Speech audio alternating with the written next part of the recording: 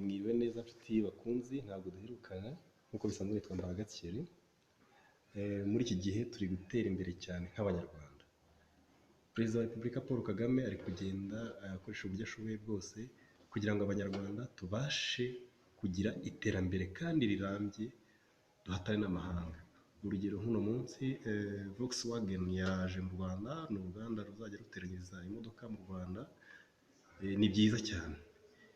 CMS iri kugerageza nayo uburyo yagera mu Rwanda mu rwego rwo guteza imbere ubuhinzi hakoreshejwe ikoranabuhanga.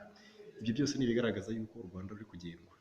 Ndakwinginze, kunda ubukerarugendo n'amahoteli, ukunde resitora, ukunde ikintu cyitwa hospitality. Hospitality ni ingenzi cyane muri iki gihugu cyacu. Ndakubwiza ukuri, nukunda hospitality hano mu Rwanda uzabona amafaranga menshi cyane kandi mu gihe gitoya. Niba ushaka gushora imari, ishore mu bukerarugendo, ishore mu hoteli, mbese muri rusange ishore muri hospitality. Murakoze.